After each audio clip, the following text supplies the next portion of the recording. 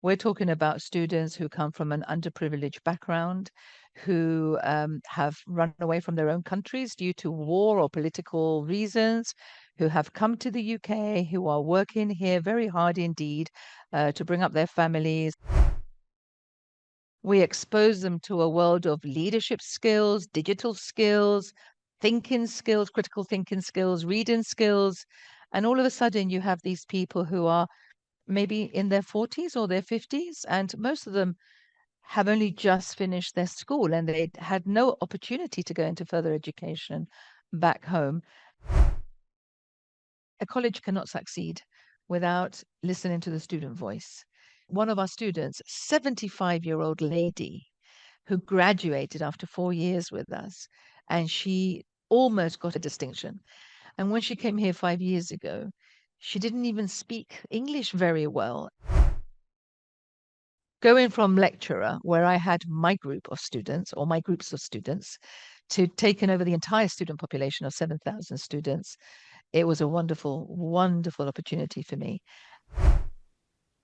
The admissions process is actually quite strict. It has to be, really, because the student is going to do 4 years of a very difficult course. Oxford Business College is very famous for its open door policy. So all our doors are open. Everybody, not just mine. Knowledge opens your mind. It doesn't matter if you're going to put that knowledge into practice in the future. It's just having that knowledge. It just makes you a better speaker. It makes people listen to you more.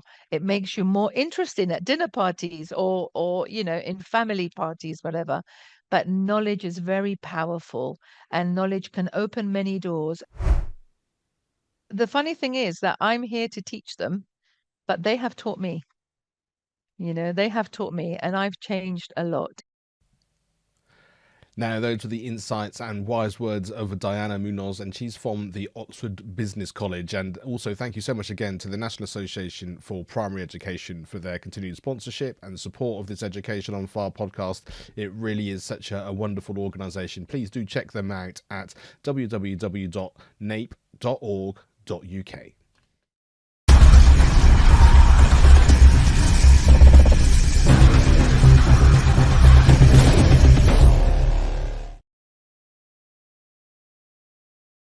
Hi, Diana. Thank you so much for joining us here on the Education on Fire podcast. The different types of establishments and organisations and way of learning is something that we're really passionate about here. So I'm really delighted to be able to chat to you and talk about your organisation and the way it works. Yeah, thanks so much for joining us. My pleasure. Thank you for inviting me, and on this very cold day, actually. So yes, it's a pleasure to be here with you. So take us into the Oxford Business College. Tell us what it is, how it works, how it's slightly different from anything else which is available for people. So Oxford Business College is an independent college of higher education, and we are based in Oxford, but we have actually about 6-7 campuses, and we have 7,000 students. Our mission is actually to change the world of students who are not really your typical student profile, who are 18 years old, who don't have a rent to pay, who can come into college at all times and even go home late.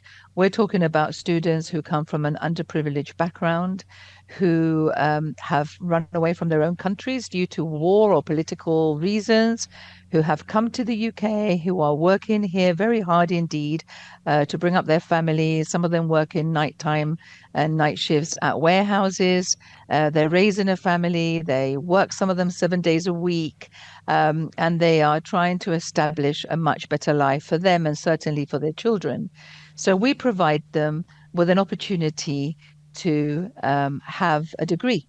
Usually the degrees are in business management. They have to be with foundation year because obviously they don't meet the criteria of having a British curriculum in their past. So they don't have the A levels and so on. But they are all people who are working very hard in the United Kingdom, who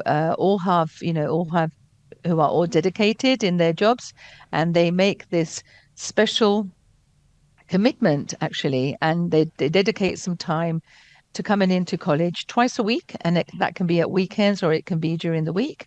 And they study business management. And the objective is so that when they do complete their 4-year course, they are able to definitely change their career path. That's what we do. What we do, we want them to change their career path, to change their future, and many of them do actually become entrepreneurs.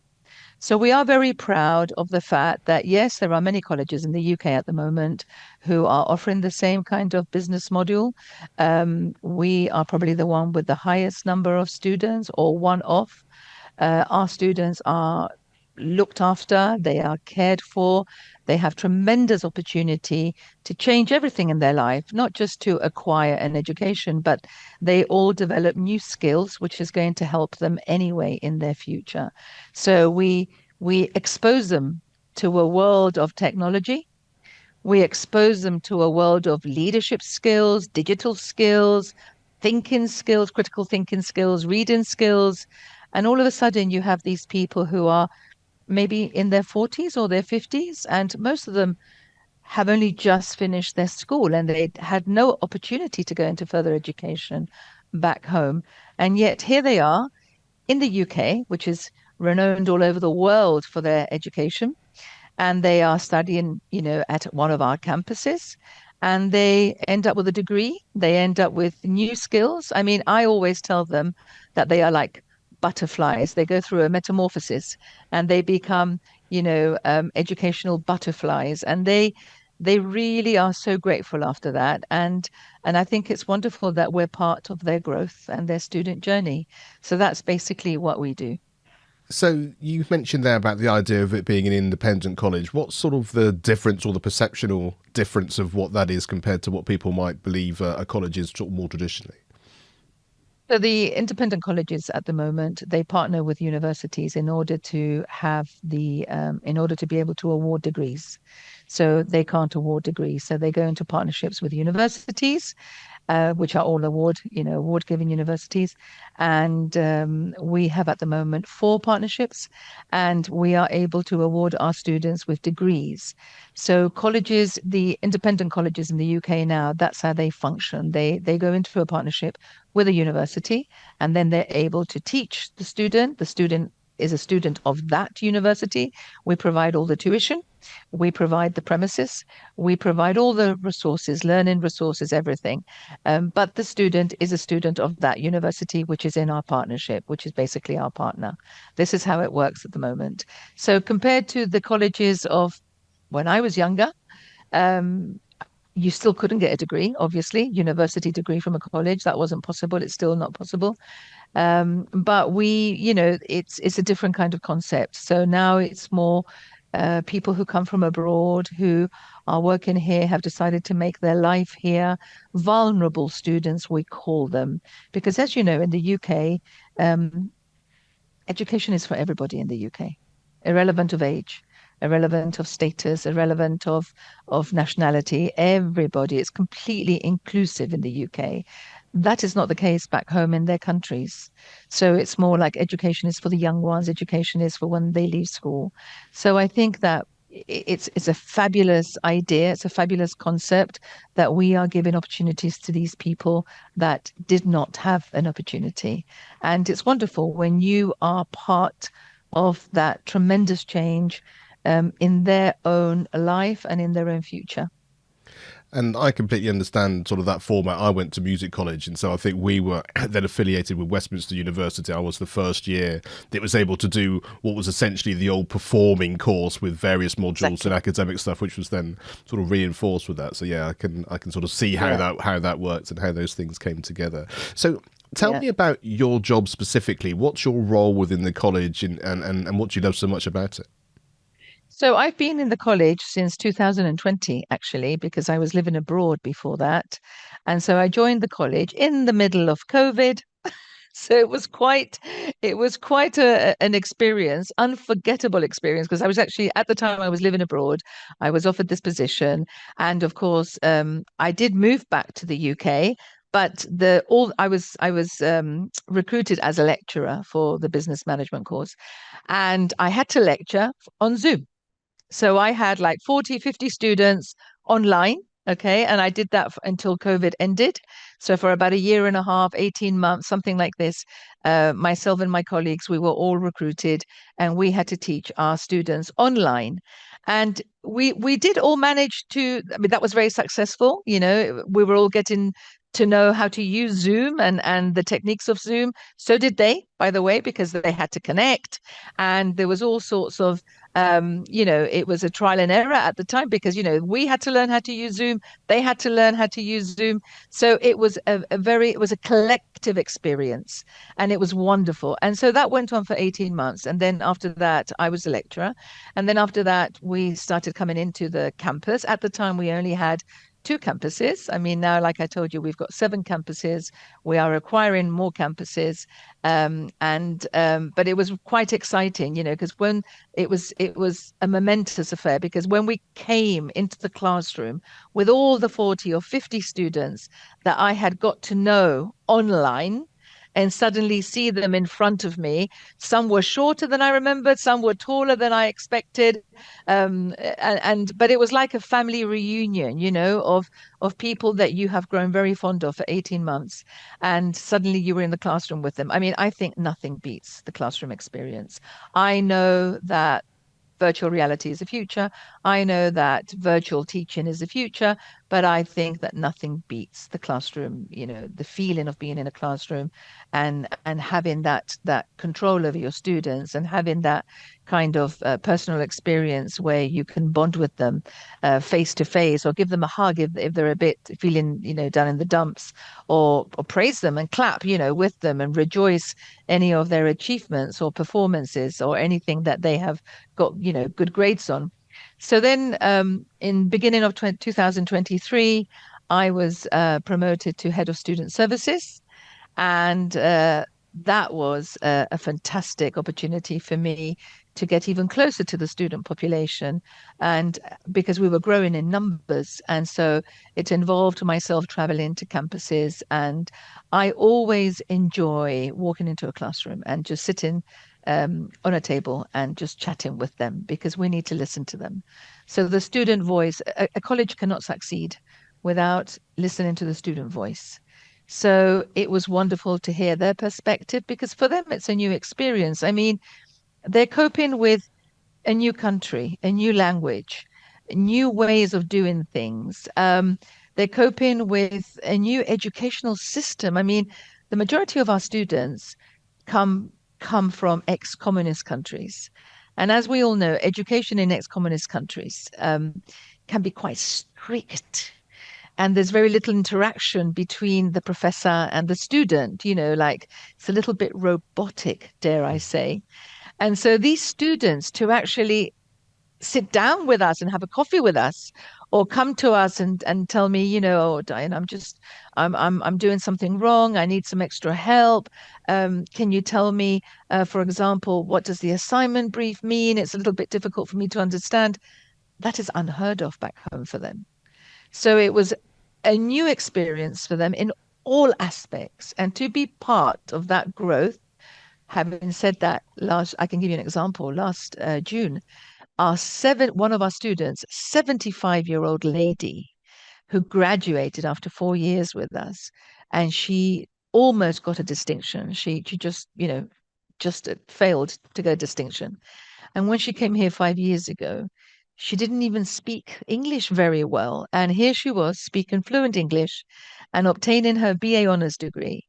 And I was there with her at the graduation. And I mean, I had tears flowing, I couldn't believe it. She just, you know, went up on that stage, bowed to everybody, the audience, took a hat off like a 18-year-old youngster and then went back home on the train with her cape and her hat on, with the gown and the hat, very proud of herself. So it is wonderful to be part of their journey. It's an experience that I would even say is you can't describe it.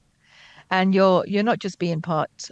I guess all teachers understand me, and I guess all people who are involved in the development of a person's education like for example, dissertation supervisors and professors and all these wonderful people who spend so much time and they are so passionate about education. But it's just wonderful. So going from lecturer, where I had my group of students or my groups of students, to taking over the entire student population of 7,000 students, it was a wonderful, wonderful opportunity for me.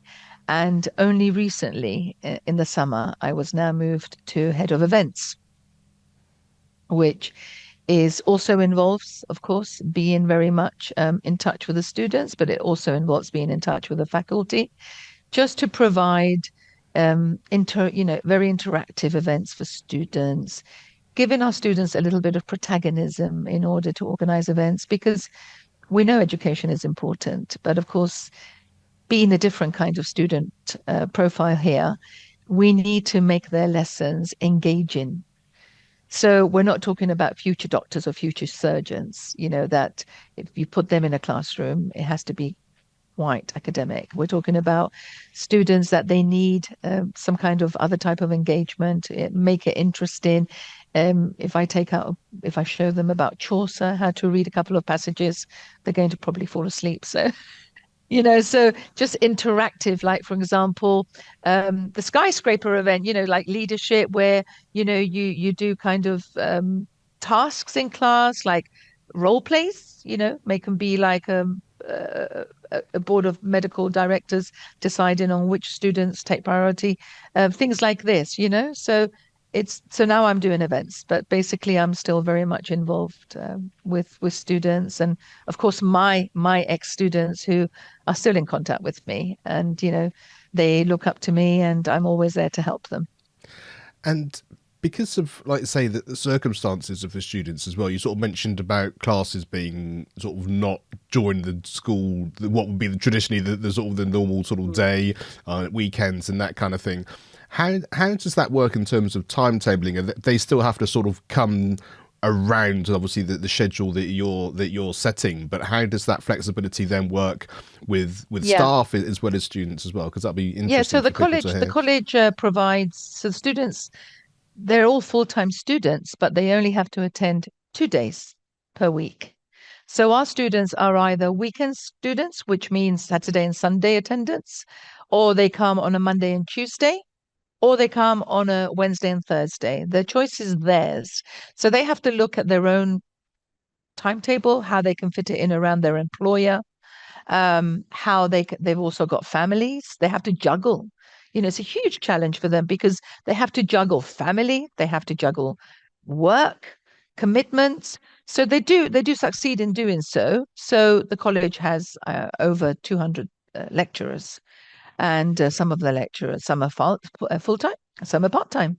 So lecturers will come in to teach them, and we have the faculty members, and we have excellent faculty members. The majority of our lecturers are all doctorates, and they're all PhD holders in very in fantastic subjects.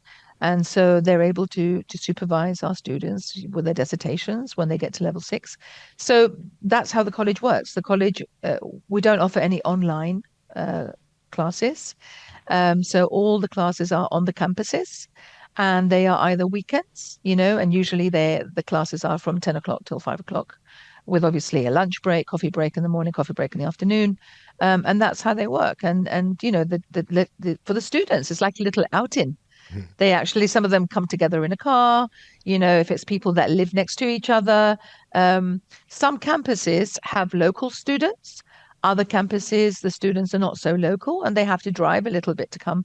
But they enjoy it. They see it as a break from their work, from their daily work, from their daily work schedule.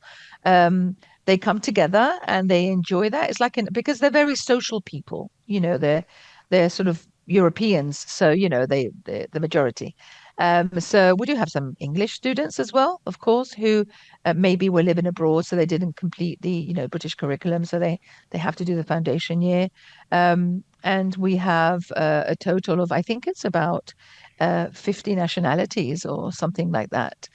So we're very inclusive and completely diverse, but also the staff is very diverse.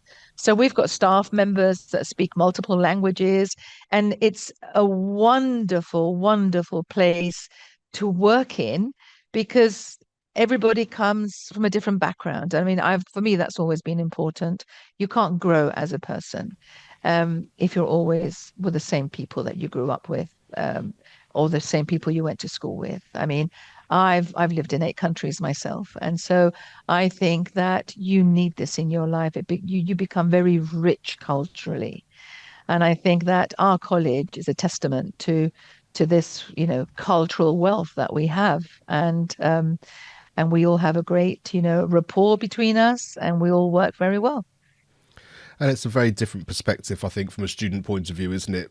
I've, Yes. as opposed to, I've just done my A levels, like you said, I'm 18, 19, I'm going in that Yeah. sort of traditional route. Like, Totally so different. when you've got a family, Yes. when you've got a Yeah. reason to really want to educate yourself, like you say, to change your opportunities and whatever's going to be happening going Yeah. forward, there, I It think is your very starting different point is very because, different. Yeah. yeah, it is very different because, if you're 18, I mean, I have an 18-year-old who's at uni. They can hang out after their last class. They can go to all these clubs. They can go to the student union. They can, not even go home if they don't want to. But I mean, our students, they need to get home to cook for their families. They need to drive home. They need to travel home. Some of them will even go to work to the, evening shift after class. So that's why all the events that we create are they are created around their availability, which is usually at lunchtime. So when we do events like we just had a Halloween parties, the Halloween party will be during their lunch. We will provide the food and the drinks, and we ask them to come in costume if they want to. For those that are more daring, we're now going to have Christmas fairs, and that will be, we don't obviously want to disrupt the classrooms because the academic value of the classroom is very important. But we tend to do things either during their breaks or during their lunch because we don't want to keep them because we know that they have responsibilities.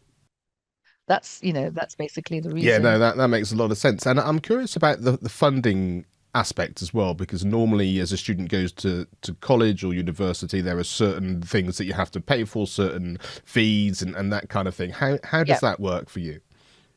So some students do receive the student loans. That's not my department, but I do know that some students do receive student finance from the government, as all the other students across the UK. And then they know very well, and they're very well aware of this, that when they complete their 4 year course, they need to pay it back, and they're fine. They all, they enjoy that facility as well because it does help them. Some of them, as I said, they have to travel. And as we all know, in the United Kingdom, traveling by train before 9 o'clock in the morning is so expensive. So that does help them with their travel costs.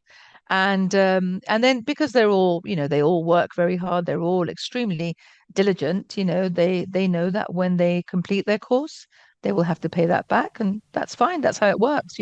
Some of them, like the 75-year-old lady that I referred to before, she funded her own course. Imagine she funded 4 years, of tuition, which it was over 40, 50,000, right? So I think I don't know what the circumstances were, but she funded it, and now she's seeking to do a master's in artificial intelligence. Incredible. So, we have both cases, like most colleges across the UK and most universities, should I say. Some students do receive student finance, and some students they do actually fund their own degree. And Yeah. so, in terms of sort of students coming to you, I mean, obviously things like these conversations are obviously going to be impactful because people are going to hear what it is that you're doing. But is it very much sort of word of mouth within certain communities and they suddenly realize there's opportunities? Is it a question of you going into the communities to sort of to spread that word to give them that opportunity to come in? Sort of how does it sort of work from that perspective? Do you mean how do we recruit students? Yes. Yeah. Yeah, yeah. So I mean, we have great marketing campaigns, and we've got a very good social presence, I would say. We're very good on LinkedIn as well. And of course, as well, some students are so happy that they will say, "Oh, I would love my, maybe my sister to join as well, and you know that's fine. This is how we would look into it, obviously, because we have to. Admissions is a very strict process. Students have to have a minimum of a B1, B2 English to join the course, and the admissions process is actually quite strict. It has to be, really, because the student is going to do 4 years of a very difficult course. I mean, the course is not easy. It's a business management course. So they need to be able to be capable to understand what goes on in the classroom. So it's a combination of, very strong marketing, increasing per day. We've got some. It's only just I think over a year that we started with graduations, because up until during COVID we didn't have any level 6 students. So we've only just recently had some students that graduated. So student testimonials, good marketing strategy. We do a lot of advertising as well, open days, things like this. So, and it is word of mouth. All the colleges know each other in the UK. Yeah. It is word of mouth. It's like, oh, I went to Oxford Business College. Oh, really? Or maybe I try and register. We get a lot of students just registering online. They register online.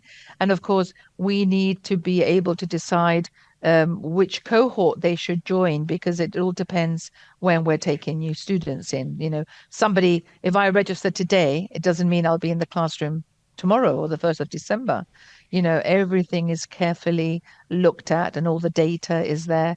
So yeah, we do it the normal way. And I'm interested in sort of your role, like I said, now with events, but as you were before, in terms of that sort of student welfare and everything, in terms of the collaboration between the students and the college and the staff, because I think that cohesion is what really sets the environment, which is obviously so important for people that are attending your college. Yeah, so Oxford Business College is very famous for its open door policy. So all our doors are open. Everybody, not just mine, but the tutor's door is open. The receptionists are always there. It has to be an open door policy. These students need to feel they're not like the going back to the typical 18-year-old that don't really want to seek any help because they think they know everything. These are students that, they're mature students, so they're vulnerable students, so they do need help. So we've also got counselors in 2 or 3 campuses, and she also has our main counselor also has an open door policy and can always be reached, by phone, by emails. When she's on the campus, students know. We've got another counselor because our one of our main campuses is Nottingham. It's a huge, huge, huge campus. It's a beautiful campus, and it's got 3 or 4 buildings there. I'm talking to you from the Oxford campus where I'm based, but we've got Nottingham, we've got Slough, we've got West London, we've got Brentford. We're in Oxford. In Oxford, we've got 2 or 3 campuses. So we've got quite a few campuses. Another one in Croydon now, I think. So we do have counsellors everywhere. We've got welfare staff. We've got student support officers who speak to the students with their first name. Very important. You need to identify students. You need to make them feel that they are known, you know. So we've got student reps, for example, that represent the voice of each classroom. And these student reps have meetings with their campus president, because all the campus have a president. Then the campus presidents has meetings with the faculty. So we don't ignore any voice that comes through from the students. And students, in fact, the reason we have these meetings, I'll give you an example. In this building where I am, which is only like a year and a half old, this building is quite a new building. Students will say, oh, we need a vending machine because, sometimes it's too cold to go out and get coffee or to get a snack. So we got vending machines. Oh, can we have a student canteen because we want to sit and have a relaxed coffee? So we got the microwaves. We got them. We turned one into the rooms into a student canteen. We got new screens for them.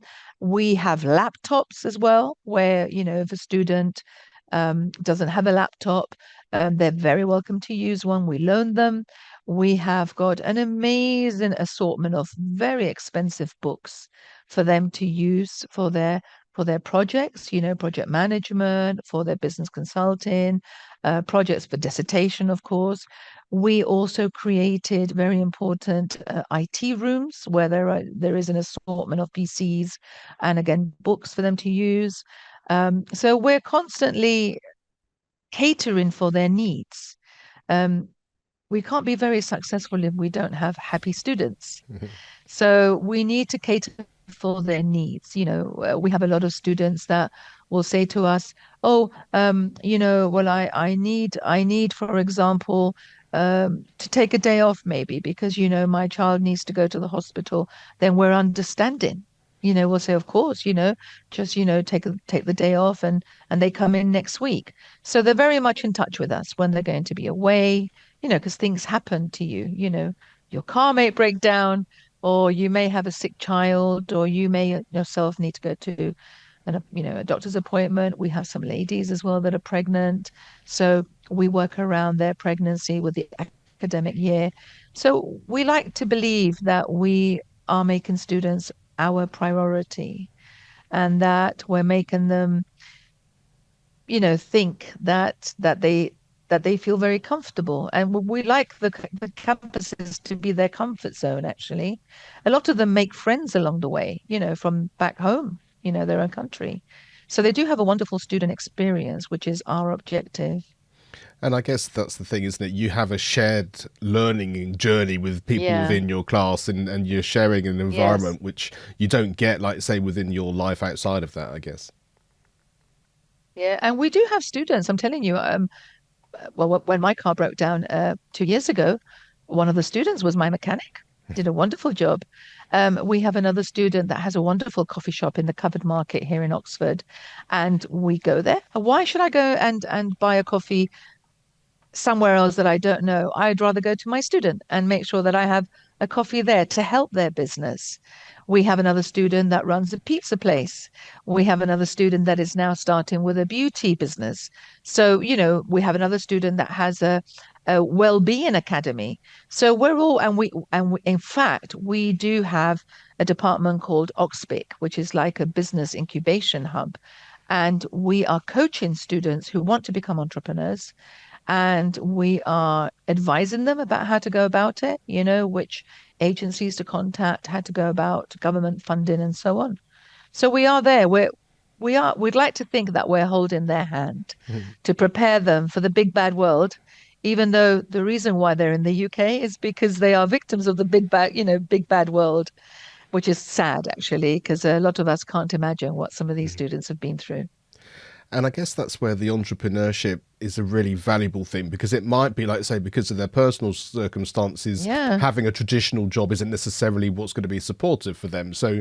understanding the world at large with their own experience, understanding the business elements from what they're being taught, actually being able to create something that fits around what they're doing, their families, their opportunities. Actually, I can see how that can be a real benefit, because you're also taking control of your life in a way which is different than having a job, and that must be a really positive thing for Yeah. them as well. Yeah. And it's they also remember that these people, they live in minorities here in communities, right? So when they come here, they only sort of hang out with their own kind of community that speaks their language. So they're integrating here. So they'll come to the college, they'll see so many different types of nationalities here that you'll have maybe some Pakistani students that are sitting with some Romanian students, or they go out for coffee or for lunch, or you'll see some Brazilian students. We have a lot of Brazilian students, and how happy they are. They always come into the college with their own, they bring cakes and they bring sweets, and they're forever bringing, trying to organize food events, so you'll get the Brazilian students sitting here and mixing with maybe some Italian students or some French students or some Bulgarian students, and all the students, they are so grateful, actually, to be honest. They are so grateful for the attention that they're getting from us and the attention they're getting from the college, that they always want to bring gifts into the college, and they will always be there if you need them. So for Christmas, we let them do the Christmas decorations, and they're just willing to help all the time, and it's quite a human touch to it as well. That is definitely an element of humanism, in our teaching methods here, I would say. And is there a piece of advice you share a lot with people? Is there sort of a common theme that comes up in terms of the sorts of support that you've actually doing, in terms of whether that's how to study, how to make it fit within their lifestyle, or anything like that? But something which you think sort of maybe people wanting to attend or thinking about this kind of life change that would be helpful. Advice I can give is that, well, I mean, my own personal opinion is that education is everything. And you may not become the billionaire that maybe you want to become, but having received education as a person just completely opens your mindset. And I always tell students a piece of advice is knowledge is power, and knowledge opens your mind. It doesn't matter if you're going to put that knowledge into practice in the future. It's just having that knowledge. It just makes you a better speaker. It makes people listen to you more. It makes you more interesting at dinner parties or in family parties, whatever. But knowledge is very powerful, and knowledge can open many doors. And of course, for this type of student, I always tell them, I don't want you to work night shifts. I don't want you to work from 8 o'clock at night until 10 o'clock in the morning and then have to go home and deal with a screaming child because you're not in the right state of mind. So I always tell them, I have so many young students here, and I always tell them, we're going to prepare you for an entry level job. We're going to prepare you to start, I don't know, as a receptionist, as an administrator, as an office clerk. But you've got the future ahead of you. You've got so many, and the UK, whatever its flaws, people are always in a rush to criticize the UK. Um, it is still a country of many opportunities like this, like, offering education to underprivileged students. So I always give them advice, change your life, change your career, but more importantly, change your mindset. Learn, open your mind to knowledge. You have all of this. We've got so many resources here. Our libraries are almost as big as the National Library. We've got amazing books here that cost a fortune. Our chairman invests so much in library resources. I mean, any scholar of any university in the world would feel very comfortable sitting in our libraries. So you've got this at your fingertips. Just take advantage. And I tell them, after 4 years, my plan is to change your life. If you don't want to take that advice, that's up to you. But I do tell them, and they have already come back to me, that when they do complete their course, they are different people. Yeah, I can really imagine. And of course, Complete different. they've also got a network of contacts as well, haven't they? That's the other Totally. thing. You've got the support from the college and the staff, but you've also got Exactly. this group of people that can be Yeah. helpful and supportive, whether it's on a social level, whether it's a professional level, whether it's Yeah. a business level, and you're starting something together. It's an opportunity Yeah. that you don't Yes. get in any other way. And they've made friends from back home. Imagine some of them are from the same village and they never even knew each other before. Yeah, And all of a sudden they have a great social life together. They go on holiday together. So it is so important to be part of this. It's like bringing up children. When you bring up children, I mean, I'm a mother, and then you see them become adults and you see what they're doing with their lives, you will always be so proud of what you have produced. And so it's that I use that feeling with the students that I have taught. And now the majority have graduated and they're always in touch with me. One of them opened an accounting firm. Many of them receive awards as well. They travel the world. We've got one who is an expert karate black belt, and he's traveled the world. And so we've got another one that's a singer, and I put his songs on in the classroom. So it's very important. I also, when I was teaching them about respect. Respect is important. You have to respect each other, each other's religion, because we've got so many different religions. Some religions are not as tolerant as other religions. So we do teach them, be respectful. be tolerant. You're living in a very diverse country. The UK, if anything, is super diverse. The college is very diverse. All your lecturers are from different walks of life, different countries, respect that. And it's lovely when the immense experience of our lecturers bounces on the students. That's amazing. Yeah, I can really imagine it, and I like the sort of the sort of the holistic and sort of 360 idea of what learning is all about, because Yeah. obviously the acronym FIRE is really important to us here at Education on Fire. So we're sort of talking about feedback and inspiration, resilience and empowerment, and I can see how a lot of these things sort of fit in with the sorts of things that you're talking about and how you're learning as Yes. well.